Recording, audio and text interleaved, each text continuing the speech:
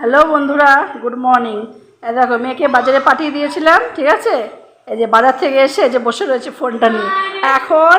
হ্যাঁ, এখান থেকে নড়বেও না, চড়বেও না। প্রায় মনে হয় 12টা থেকে 2টো পর্যন্ত বসে থাকবে, তারপরে এই চেয়ার থেকে উঠবে, ঠিক আছে। এইভাবেই বসে থাকবে। হ্যাঁ, চলো তোমাদের দেখাই বাজার কী কী নিয়ে এসছে মেয়ে।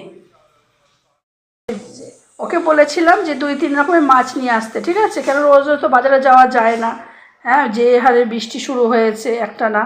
হ্যাঁ, তাও তো আজকে সকাল থেকে একটু ভালো আছে বলে বললাম যেতে একটু বাজারে, ঠিক আছে।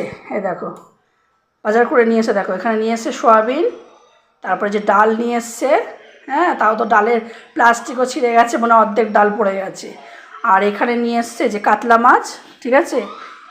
হ্যাঁ, এই মাছ ছাড়া, রুই কাতলা ছাড়া তো ওরা পছন্দ করে না, দুই ভাই বোনে, ঠিক আছে। এই যে কাতলা মাছ নিয়ে এসছে এখানটায়। আর এই যেখানে মুরগি নিয়ে এসছে, মুরগিটা একটু বেশি করে নিয়ে এসছি, কয়দিন যেন হয়ে যাবে, ঠিক আছে।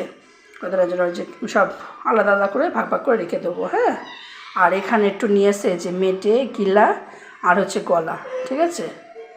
তা আজকে যে এই বাজার করে নিয়ে এসছে। হ্যাঁ, আর সবজি আলু পেঁয়াজ তো সব আছেই, কয়দিন আমার বাজারে আর যেতে হবে না। হ্যাঁ, মেয়েকে আর বাজারে পাঠাতে হবে না, আমারও যেতে হবে না, হয়ে যাবে।